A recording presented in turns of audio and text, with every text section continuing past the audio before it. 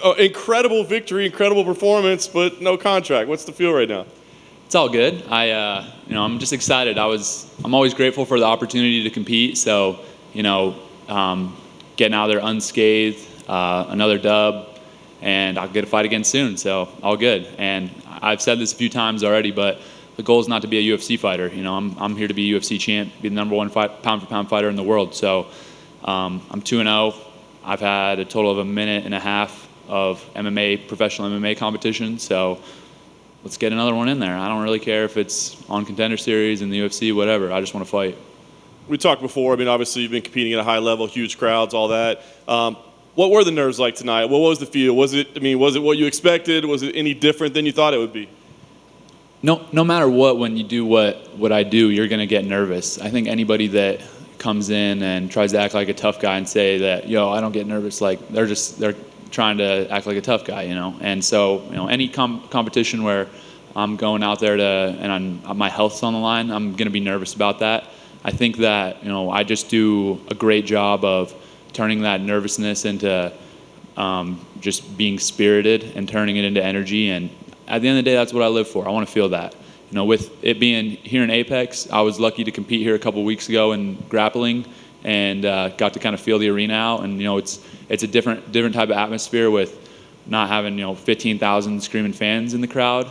But, it was fun, and it's a nice little step up where, a little more pressure on me, and I get to just, experience that and put another notch in my belt. You turned to your wrestling pretty quick, which is obviously smart. But, I guess talk about like game planning and getting ready for this. Because is there a danger of going like, oh, these hands, man, I can knock people out now? Or did you know, like, let's just do what got it here?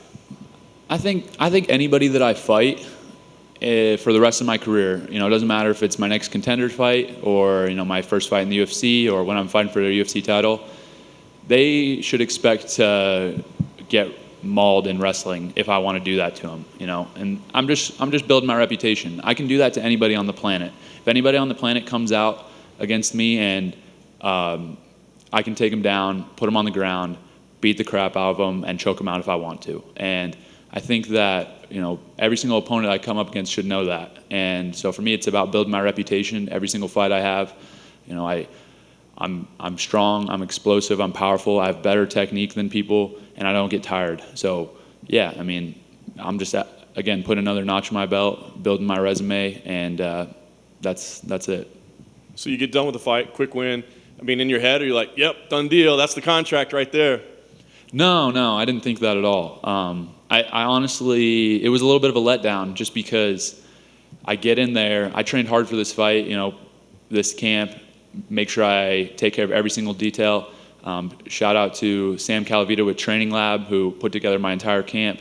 We're very meticulous about this, and so to go out there and get a finish in 60 seconds, it's a little, I don't know, like bittersweet because I didn't really get to show a whole lot of techniques, and but at the same time, I didn't take any damage, and I'm ready to fight again right away. So it was a little bit of a weird feeling. I didn't necessarily expect the contract just because it was kind of like, all right, it was just too easy almost. Well, we expected you to have a contract. I guess the last thing for me, knowing you're going to fight again, I guess it'd be within the next 7 weeks or so. Did they give you a date yet, or is there one that works best for you? Do you just stay ready? Could you show up next Tuesday if you need to? What's the plan for you? I could fight next Tuesday. I think more than likely, like I just alluded to, I'm very detail oriented about my training and my camp. So I could see myself fighting in September, probably closer towards the end of the month. And yeah, again, I'm not out here to. I'm make sure I'm paying attention to every step, and I'm not skipping steps in the process. But I'm not here to win Contender Series fights or just get a UFC contract. I'm here to be the best fighter in the world, to get that UFC belt and defend it multiple times and go down as one of the greatest ever. So whatever I have to do to make that happen, that's what I'm going to focus on. And from here, it's back to training. I'm going to get back home and go straight back to the gym and get ready for the next one. Hi, Bo, over here. You seem a lot more calm than us about not getting a contract, and I'm curious if you kind of came into this thinking that might happen just based off your experience and the record, or how are you so calm? Because it just seems odd. The contract wasn't even really a thought process for me. Like, I could, at the end of the day, where I'm at with my skills and what I know I can do, like, you can throw me against top 10 guys right now. So getting a UFC contract isn't like, oh my gosh, like it's not this big thing for me. I understand that it is a big deal, but that's almost setting the bar too low for me. I'm here to take the belt. And so with that being said, I've only trained for a year, and I'm 1 year into this, plus 20 wrestling years, so a little more than that. But 1 year into this, and I want to respect the process. And if Dana thinks I need to fight another Contender Series fight, all good. Feed me some dude, hopefully a little better than this last guy. But it doesn't matter who it is. I'll do the same thing to him. Is there going to be any pressure, you think, going into the next one, knowing how well you did in this one, to make sure that you show them I can be this good every time? There's always pressure. I mean, I set the bar pretty high. I don't really want to list my accolades, but I think they speak for themselves. And my goal isn't to necessarily impress other people. It's to just go out there, be the best version of myself. And that's why I train so hard. That's why I put in the work that I do every single day. And, that creates just a strong belief in myself and my capabilities. So I don't necessarily worry so much about expectations as far as one-upping my last performance. I know I'm going to do it. Like, I've been doing this since I was 6. So at the end of the day, if you look at my wrestling career, I win a national championship as a sophomore. As a junior, I one-up it. I get a pin in the finals. And as a senior, I was the most dominant, most dangerous wrestler in the entire country, one-upping it again. So that's just part of what I do, and I'm gonna keep one-upping it. And that's not something that I worry about. I just do it. Thank you. Just along those same lines, are you somebody that understands or follows the betting market at all? A little bit. I mean, you were a minus 3,000 favorite at one point tonight, which that's a little low, I would think. It should have been more like, honestly, it was just free money if anybody bet on me, in my opinion. But yeah. Yeah, it's 300 to win 10 for those that don't understand the market, which is kind of silly. When you're like, does that even enter your mind at all of, oh, I'm just supposed to dominate, I'm supposed to do this to this guy, so. Well, I guess the betting odds didn't really, I felt like that already. When I saw the betting odds, I felt a little disrespected because I expected it to open at like minus 10,000. But yeah, so I mean, the odds, I was like, that's a steal, in my opinion. I thought people should have been hammering that line. But yeah, it is what it is. So hopefully those odds makers will wise up a little bit and come in a little better on the next opening. Or hopefully not. You can take advantage of that. You're allowed to bet on yourself. Did you do that?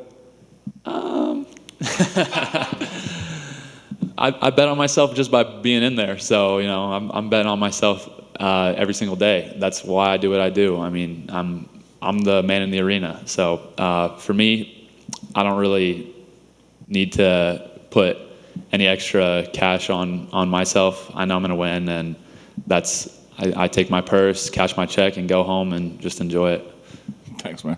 Absolutely. Thank you. Hey, Bo. Your opponent missed weight, and with you making weight your entire life, did you find that disrespectful? Like, what's your thought process with that? Definitely disrespectful. It was a little weird. I mean, I've been wrestling my whole life, 20 plus years. I've never once missed weight ever in my entire life. Not when I was, 6, 7, 8 years old, not in high school, never once in college. And I've weighed in thousands of times. So for him to do that, it really just was unprofessional. And I think that at the end of the day, he just didn't expect to win.